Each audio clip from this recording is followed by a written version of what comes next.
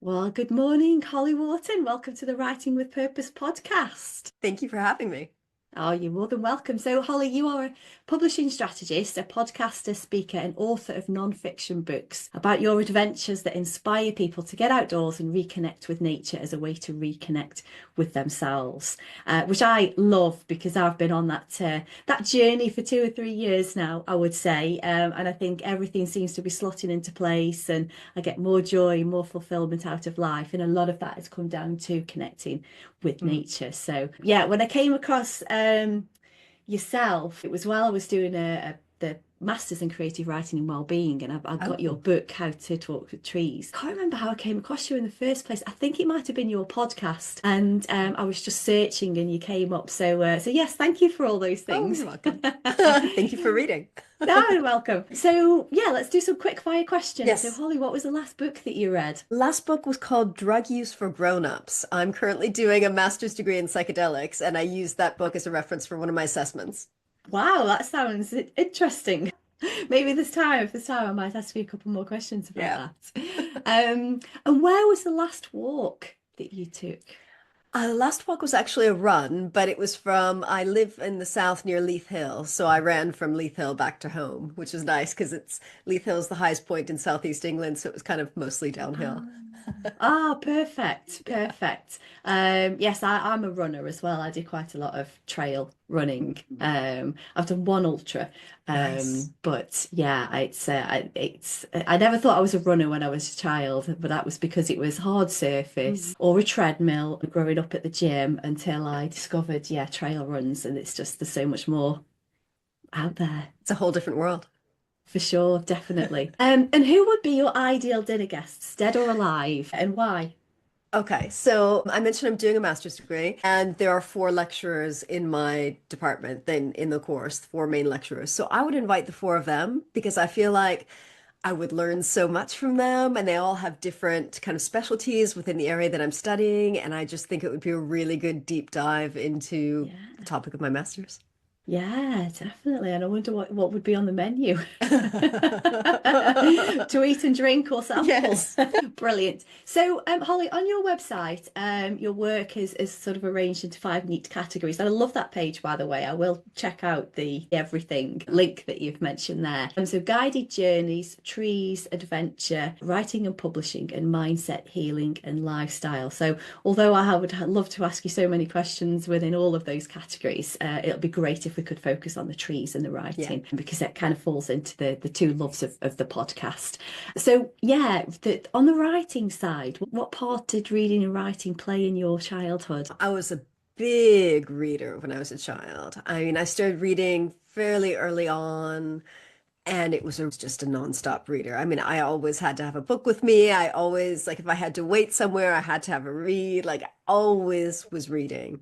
And reading was very, very important. And I'm an only child, and there weren't a lot of kids in my neighborhood. So a lot of times I couldn't play with other kids because I would have to be driven somewhere. And if my parents were busy, that wasn't possible. So I actually started writing when I was about 7 years old. And I started writing my own books because I ran out of books to read. So may as well just write some. And so I used to write my own books. And then I started writing plays when I was a bit older and performing them with like my stuffed animals and stuff. Oh, Yeah. So yes.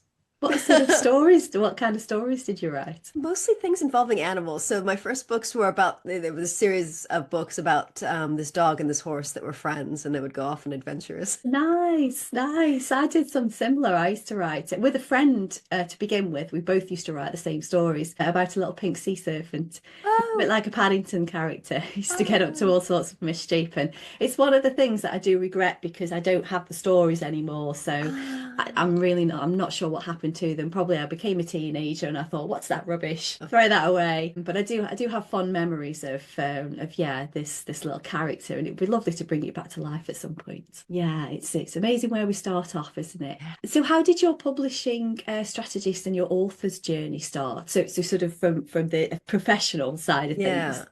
So back in 2012, I also have a background in marketing. So I was working at a recruitment agency in London doing their online marketing and not really happy with the job, really struggling with the commute, just exhausted all the time.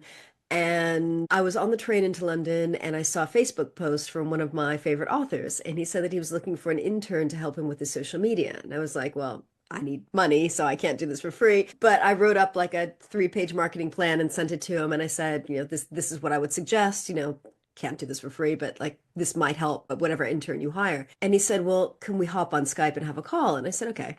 So we did. And then he said, how much do I have to pay you to leave your job? And so he did, and then I just started my business from that. So it started out helping authors with social media, and then it moved on to helping authors independently publish their books, and then it moved into translation and editing and proofreading and all that good stuff.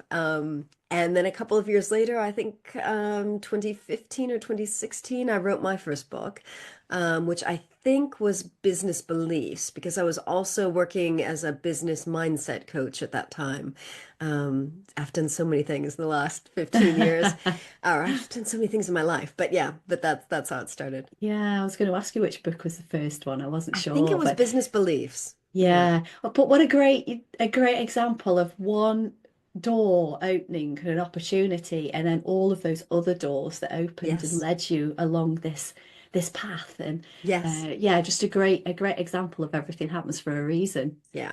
Yeah. Yeah, And giving it a shot, even if you think it logically doesn't work, because if I just said, oh, I can't do this for free, I'll just ignore that, I wouldn't probably be where I am today doing the work that I do. But I yeah, just thought, well, I'll do what I can do, which is give him a marketing plan, and it yeah. changed.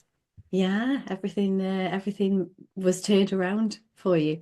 I was going to ask this question a little bit later, but because you mentioned there that you were in London, and because you're Yeah. from California Yeah. originally, and you've lived in quite a lot of different countries and Yes. different cities. So what made you settle in England? So I was living in Argentina, and my husband had been talking about moving to Europe, and I said, let's just go for it. Let's move. And we sat down and he he has a European passport. So at the time before Brexit, that was what made it possible for us to move here. So we just kind of sat down and made a list of countries. I had never been here before, but I just wanted to move here. So it was at the top of both of our lists, and we moved here 15 years ago. Yeah. Ah, I love it and here. you're still happy I here? love it here. Yeah, Yes, yeah. absolutely. There's a bit of a calling there by the sounds of things. Yeah, I've lived in so many different great places, really lovely places, very different places. But this is the first place that felt like home. Like I just remember moving here and it just felt right. I don't know how to explain it. It's a gut feeling. I don't know whether it's because some of my ancestors were from here. I don't know what it is. I have no logical explanation. It feels like home here. So I love it. Yeah. Oh, that's great. I highlighted a couple of pages in your book. Let me just see if I can Mm. find, because what you've just said there. Yeah. So this was from the Windmill Hill Hawthorne, I chapter knew you were going to 6. say that. I Did knew. you? Yes, yes, yes. I knew that was where you were going. Can I read it? Because this I've got a little see look at how many stickers are in your book. Oh, wow. And part of this was through the university masters, because the fiction book that I'm writing is based in a retreat in the middle of nowhere. But there were so many things that just spoke to me as well, Mm. and this page in particular. So and this was the tree talking. So we understand that people make decisions based on the practicalities of life, whether that be finding a job, proximity to family, friends, other things, practical things. But we would suggest that if you have not yet found your home, your place in the world, if you could just travel, visit, go to the places where your heart guides you, whether that be the next town over, the next country, or halfway around the world. If you feel drawn to a place, visit, experience, connect. And we understand that this sounds just a bit crazy, because again, the practical brain comes in and says, I can't afford that. I don't have money for that. What if I go to a place that is, as you say, halfway around the world and I just don't have the money? We would like to suggest again that you put aside the practical thoughts, practical ideas, practical solutions, practical problems, and simply allow yourself to dream. That's such a good one, isn't it? Oh, I love that Beautiful, journey. isn't it? And I really relate to that, because I was Mm. having a conversation with someone a while ago, and she lived up in Scotland. She was from Paris originally. She's French, Ah. And she said that she lived in Scotland and her and a partner were talking about moving away. And she was in her 60s, so she was sort of retirement age. And she wanted to be with a partner, but she didn't want to leave Scotland because she said it was the only place where she felt settled. And I love, I've just come back from 4 days hiking around the Isle of Arran, Scotland, which was amazing. And I feel so alive when I do these kinds of things. And Mm. then when I come home, although it's great, I just feel as though there's something missing. Yeah. And I think maybe I haven't perhaps either found that place or I need more of those experiences. Does that make Yeah, sense? yeah, that makes sense. Yeah. Yeah, so yeah, there was, I think, and I think this book in particular, there's so many messages there that we can Mm. take from it, and the stories from the trees, and just encouraging us to open our mind and Yeah. to, get out of our heads and feel from our bodies. And Yes. there's so many of those messages there. What inspired you to write that particular book? That book, so that came as a result of a forest bathing meetup that I went to, very close by. It was based in Newlands Corner, which is not that far from where I live. And during the forest bathing session, they took us into this little woodland that was full of yew trees, and they said, pick a yew tree and just engage with it. And so I went over to this yew tree, and I'd already been communicating with trees at that point. So I went over this yew tree. I just felt this really call to go to this one particular tree. And it told me trees have stories and people need to hear the stories and you could write this book. And it just gave me the idea. And I remember it just again in my gut felt so right. And I remember getting home and telling my husband like, "Oh my God, I got this idea from a tree. It's so amazing. I'm gonna do this." Just, when you feel that excitement, you just Yeah. know something's right. And then I spent the next year working on that book, basically. Yeah, I think I remember the intro part of the book now because you were torn between a couple of different ways of writing it, weren't you? Yeah, And which might yeah, be received in the better way. But yeah, I think it completely works the yeah. way that you've done it. Oh, And good. that you really get a sense of how everything's linked and, the communication with the trees and how, they're all linked as well, Yeah. from the energy and everything else. So, it's fabulous. So, yeah, you're a member of the Order of Bards, Avates, and Druids, Yes. which is a sort of a modern spiritual path that Mm. encourages a deep connection with the natural world. So, what part did nature play in your childhood, and what's your earliest memory of say, maybe enjoying being outside or kind of connection? Because I think quite often we all have it as children, particularly Yeah. if we're, if we live somewhere where we've got the trees or green spaces, but then we just seem to lose that for a significant part of young adulthood, and then we find it Yeah. again. Hopefully. Yeah. Hopefully, Yeah. yes, Yeah. fingers crossed. Yeah, I was really lucky. We lived in a very small town with a very big garden. So we had a big front garden, big back garden. And my father was really into plants, and so was my grandmother. So the first thing that they did when my parents bought this house, it was new when they bought it, was plant trees. There were fruit trees all around the edge of the garden. They had a vegetable garden, just so much food growing in around the house. And so I spent so much time out in the garden. It was just playing outside. There was a carob tree in the front garden that had a really big trunk and big branches, and it was really easy to climb. And I remember I used to pretend it was my house, and like this branch was the living room, and this branch was the bedroom, and like I would kind of perch myself on the different branches, and I spent so much time playing in that tree. And so, yeah, nature was a very big part of my childhood. I love being Yeah. outdoors. Did you name the tree? Did it No, have a it didn't name? have a name. It didn't have a name because it was just my Yeah. house. Yeah, it was your home. I was talking to somebody yesterday she's a forest bather. She takes Mm, people out. She does a lot with cacao as well, meditations and various um sort of gatherings to do with the moon cycle. And she was saying that she lived on a farm and there was this huge, I don't think she said what it was. Might have been an oak tree, but there was this huge tree. Yes, it was an oak tree because they hollow out don't Hmm. they, when they age? And she says she could fit in there, and it was almost Oh. like her house as well. And she, although she doesn't know anybody, family that live there, but she does still know the people that now live there. So every so often, she just asks them if she can go and spend some time with the Oh, tree, and they're more than happy for her to do that, oh, which is lovely because she's still got the connection with that tree. But she didn't name it either. And it's just something that I wondered whether that was, a personal one-to-one yeah. kind of relationship in that sense, if you like. So trees are clearly very important in your Yeah. life and have been for a long time. I purchased your Secrets of Tree Communication, but haven't listened. I Oh. haven't listened to it yet, so I still need to do that. But is there anything that you could sort of recommend to people? Obviously, get your book and listen to your podcasts and have a look at some of the resources that are on your website. But is there anything that you would sort of say to people that think, yeah, I need to just, connect better with nature and, just bring it into my life a little bit more? Hmm. I think, and this is something that the Savernake Queen Oak said. She said to find your joy in nature. So find whatever it is that you like doing in nature. So it might be walking, running, cycling, just sitting in a park. Just find what you enjoy doing and do more of it, and just really lean into that because it's going to be different for everyone. Yeah, yeah. And I suppose the more frequently you can do that, maybe make it a daily Mm, or, several times a week yeah, habit so that it yeah, becomes a little bit more of one of those non-negotiables. yeah, Yeah, yeah. yeah. So much I enjoy in nature, walking, running, just Mm, sitting, all of those. And I think for me, it's about being present in the moment with whatever it is you're yeah. doing. I've never been one to listen to music or a Mm, podcast or anything like that while I've been in nature. It's more mm, of the sounds. And in yeah. particular, I remember putting the washing out yesterday because we've got a little back garden.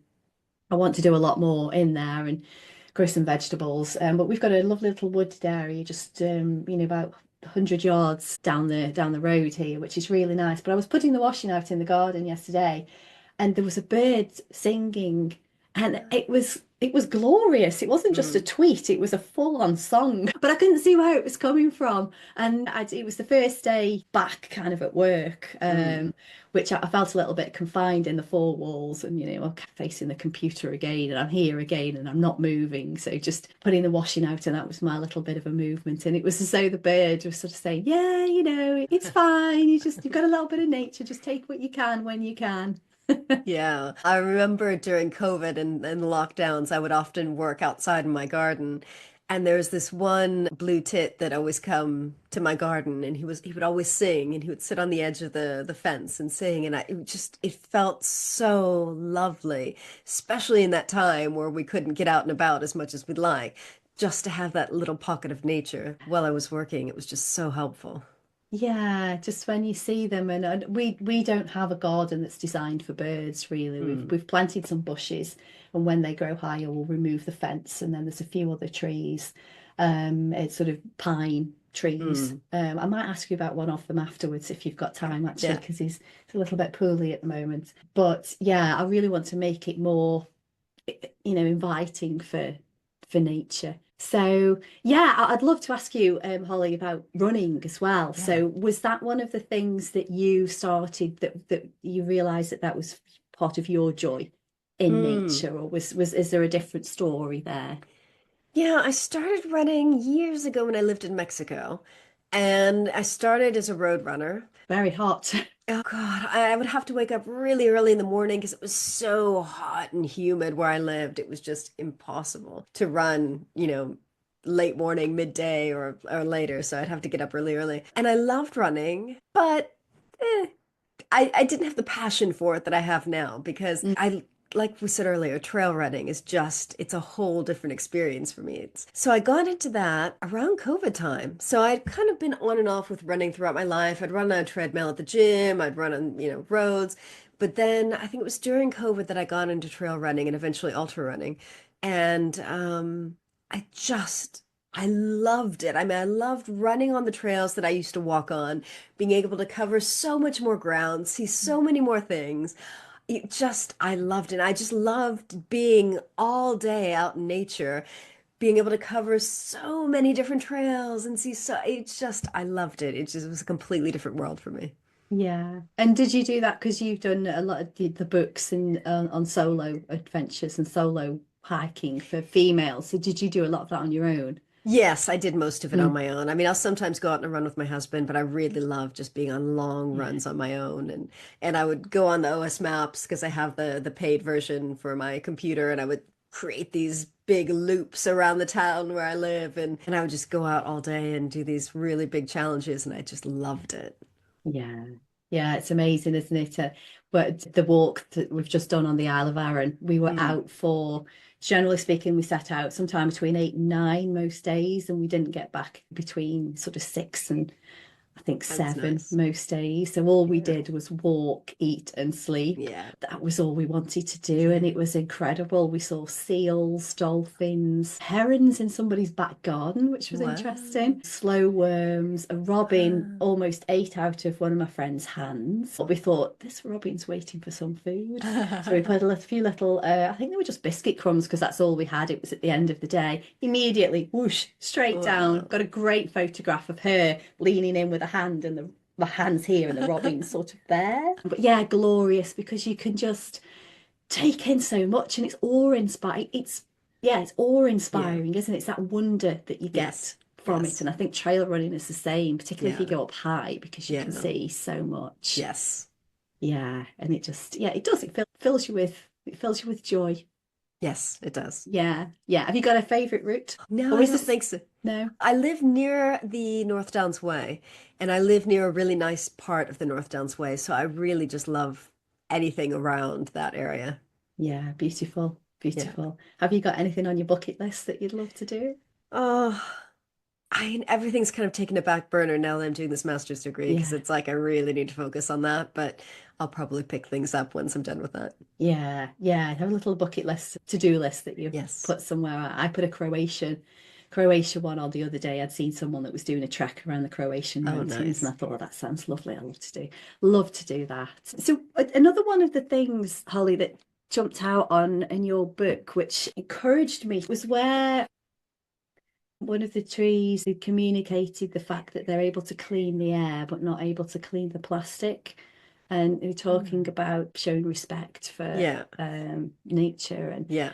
and we're very close to the Peak District, which is lovely, but we do live in a village that's grown into a town, I would Mm. say. So we had this walk to the farm shop, which was probably about 3/4 of a mile, and I'd got a little plastic bag in my backpack, and I was with my partner and his daughter, and I walked past the bottle, and I thought guilt just grabbed me, and I think I'd read that chapter a couple of days prior, and I was like, right, I think I've got a plastic bag, I need to pick that up. So but it was really quite shocking that I'd got one of the the bag for lives, the Yeah. supermarket bag for lives. It was that size, and I think between the point where I picked that up, which was maybe about 2 minutes away from home, to the farm shop, about 3/4 of a mile, we'd collected 3 bags worth and put it in. I'd emptied it out every time I came from the bin, Wow. and I just thought that's ridiculous. We'd gone through the passageways between the houses and around part of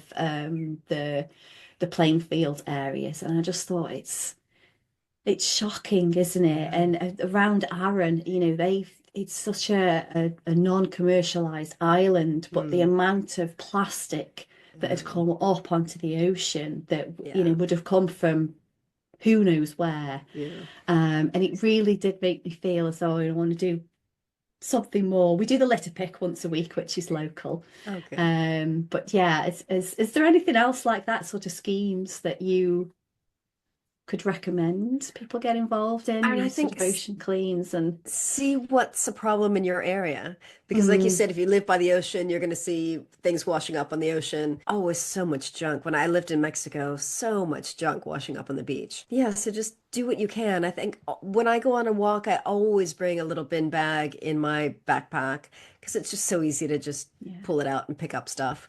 And it's shocking once you start picking up things, as you said, how much there is.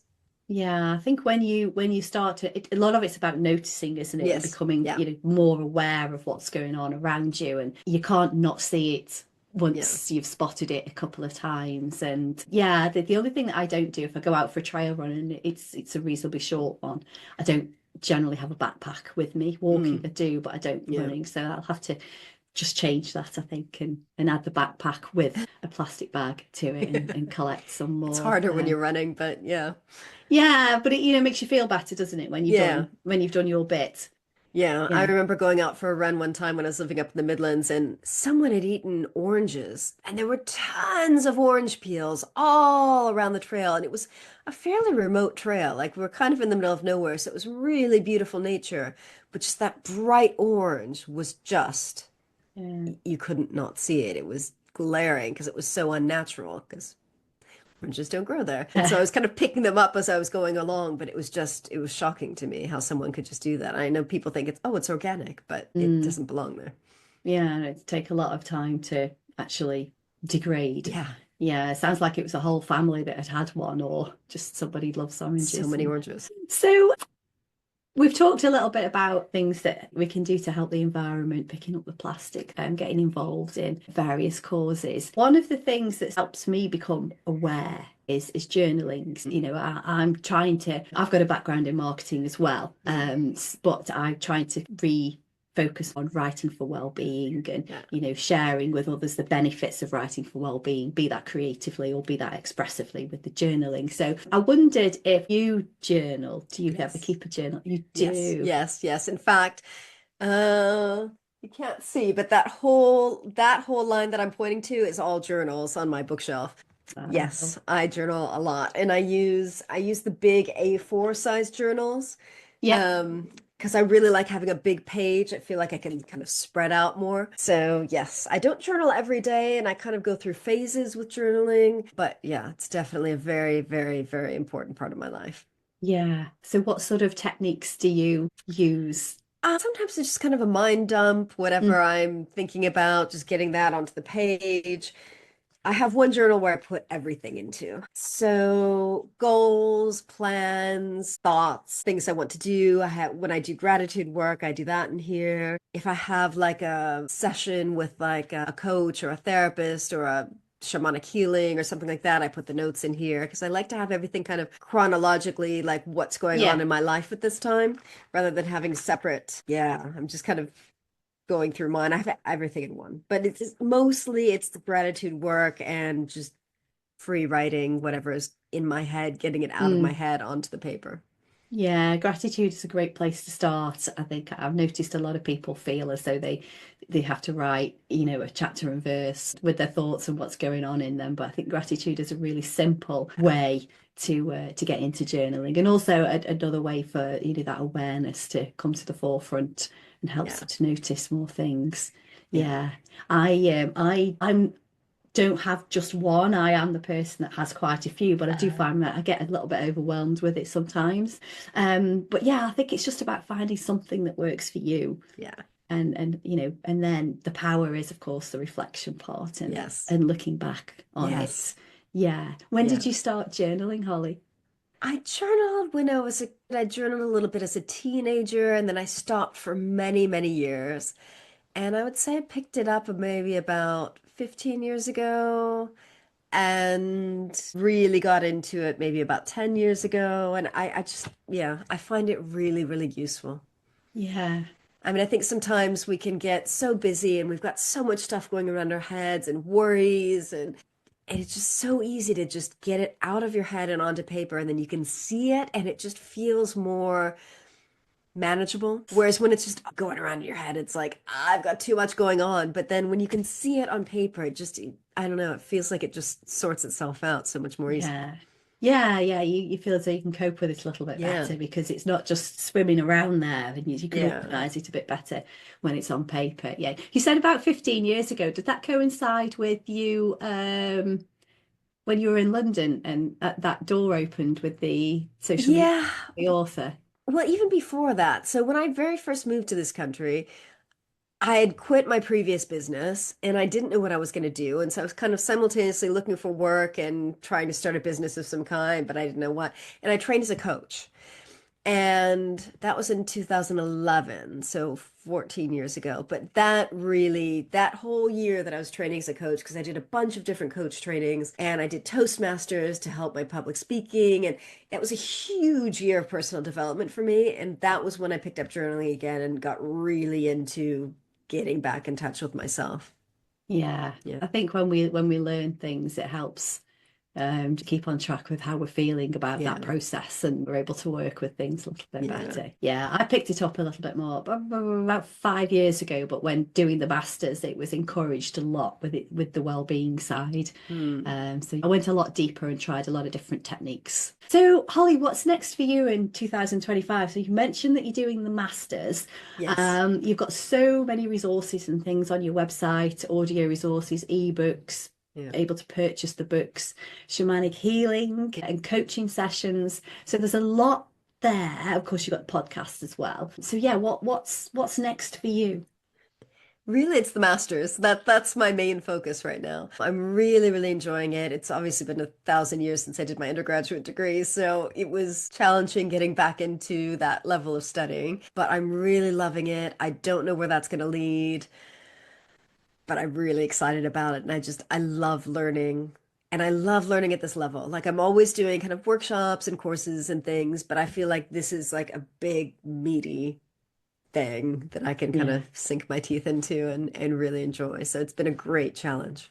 Yeah, I would agree with that. It is a different level of learning, Mm. clearly because of, Yeah. with it being a master's. But it's nice to be able to just focus on that one thing Yeah. sometimes. Have you had to drop a few other things Yeah. to give yourself the time? Yeah. Yeah, so I haven't signed up for any races. There's no major running goals in my calendar, no major kickboxing goals in my calendar. No, yeah, I'm really Yeah. dialing it all back to keep it simple because I can't focus on too many things at one time. Yeah. What made you choose that particular master's?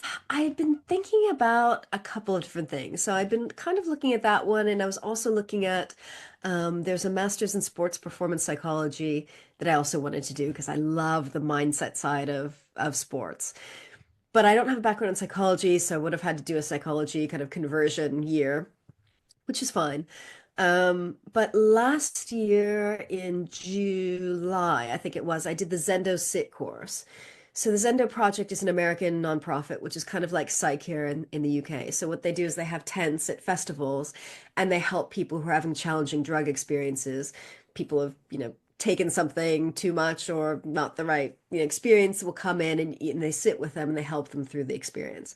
So I'm getting chills as I tell you this. So I took the course online, the Zendo course, and really loved it. I just loved like learning how to help people through that type of experience.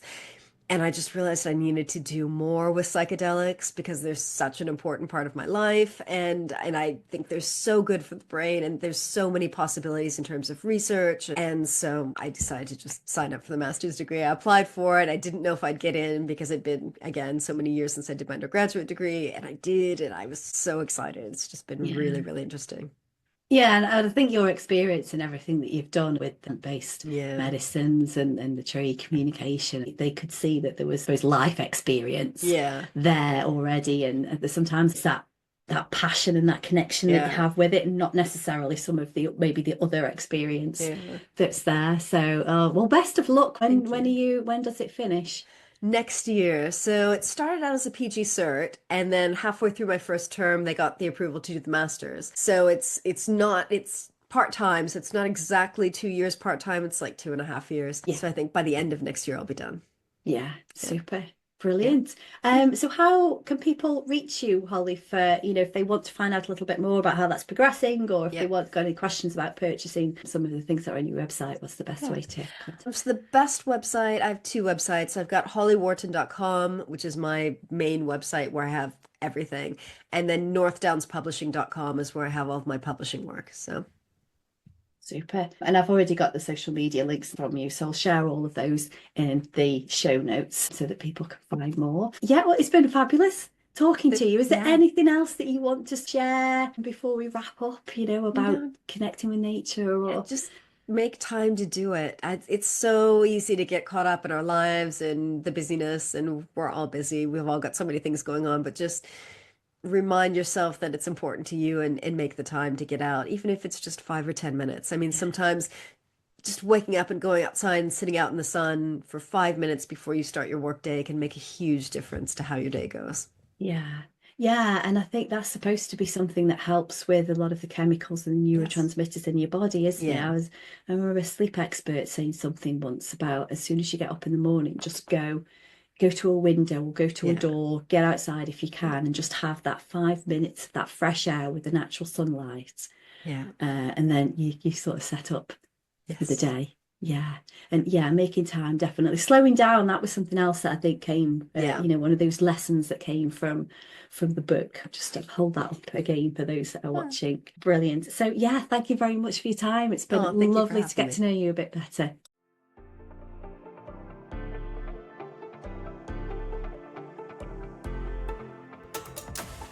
Thank you for listening to today's Writing with Purpose podcast. Having conversations with fellow writers or adventure enthusiasts brings two of my biggest loves in life together, writing and nature connection. I've been a copywriter and content creator for 23 years, but my passion is writing for well-being, and I'm on a mission to share the benefits that putting pen to paper has for personal wellness with as many people as possible. If you want to learn more about writing for your well-being and journaling techniques, please connect with me in my Facebook group, Journaling with Anna.